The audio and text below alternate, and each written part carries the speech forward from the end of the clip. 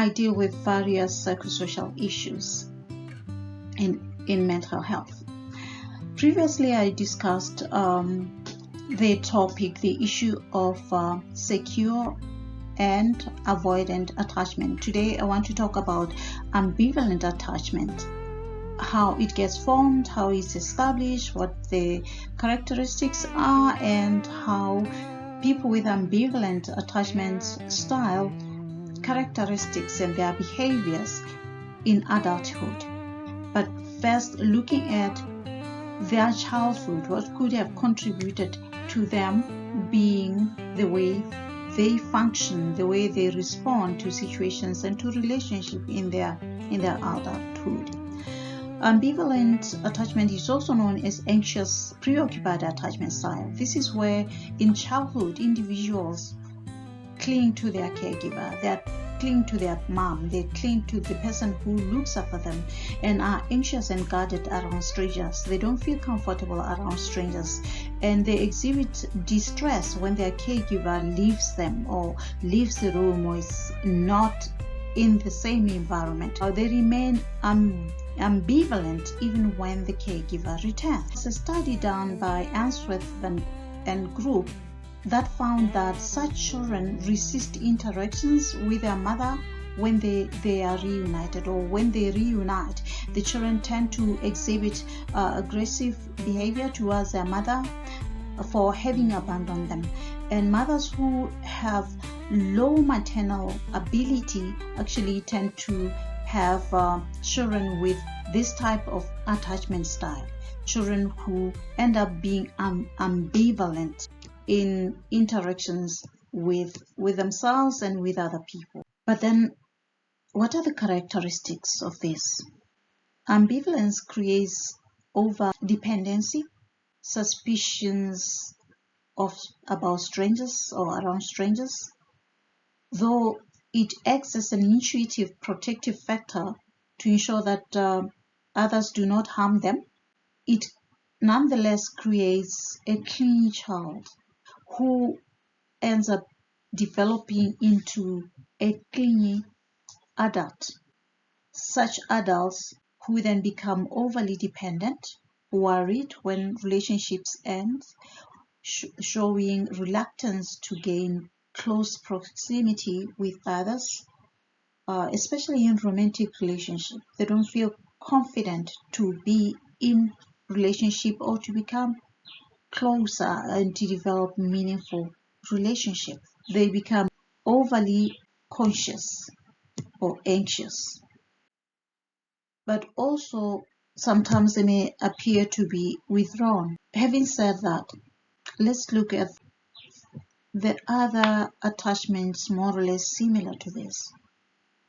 The disorganized attachment, also known as fearful avoidant, where the child shows confusion and fear. The disorganized attachment gets established when the child have not received coherent caregiving or have been mistreated, neglected, or traumatized by their caregiver. And the characteristics of disorganized attachment includes a child being fearful and avoidant because they don't know what to expect. They're never sure of what to expect.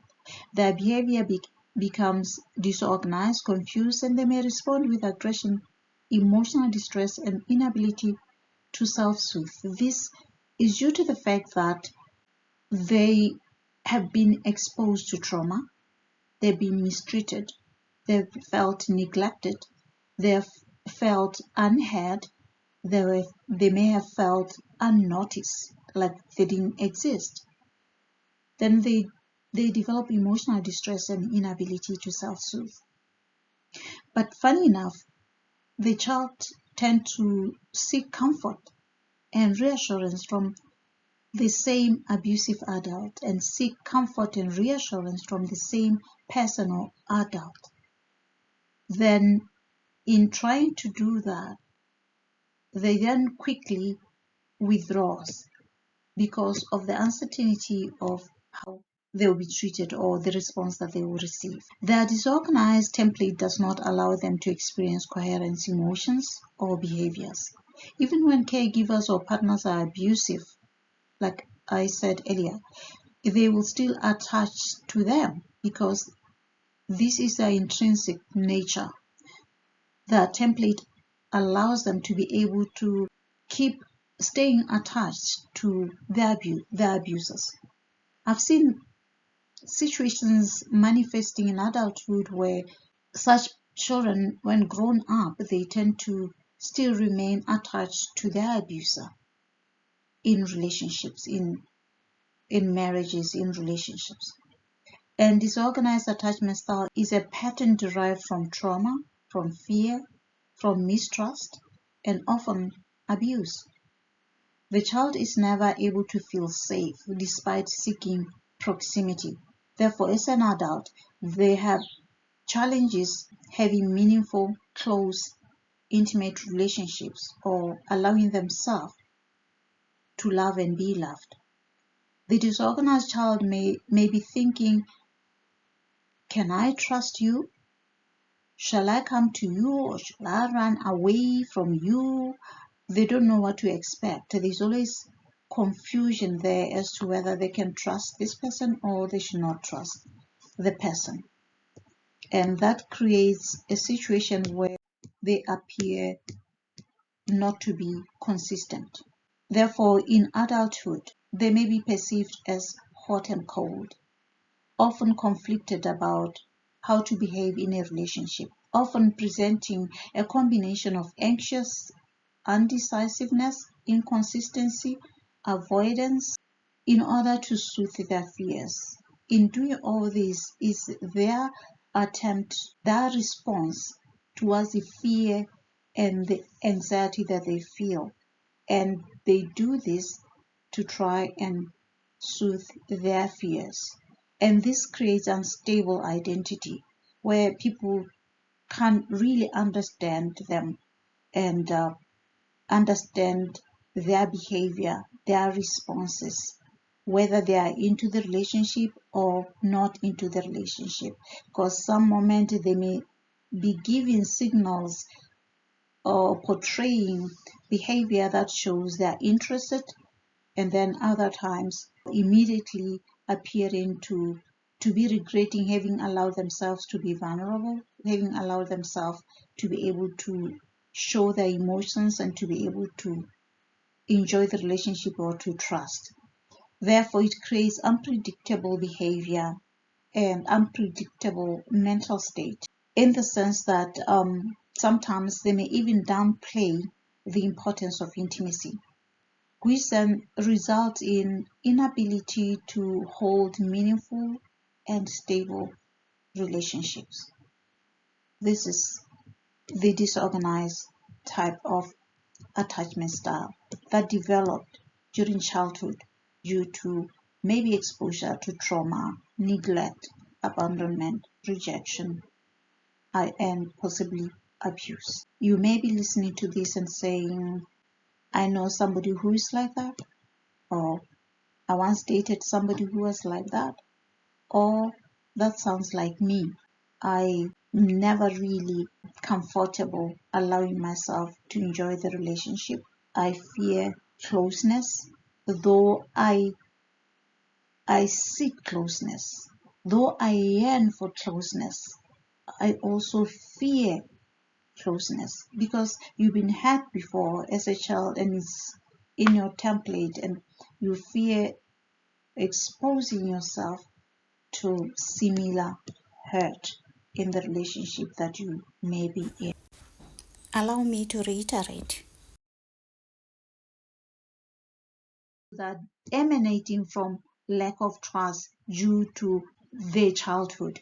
Therefore, as adult, they may be perceived as hot and cold, often conflicted about how to behave in a relationship, whether to allow themselves to enjoy the relationship, to grow closer and closer and to move forward in the relationship or not. One moment they're loving, they're kind, they're close to you, the next moment it's like they've pulled back and leaves you wondering and leaves you guessing and wondering what to expect, and wondering if you've done something wrong when you know very well you haven't done anything wrong that could have pushed them away. It's not about you, it's about them, their inability to be able to have close proximity and enjoy meaningful, intimate relationships.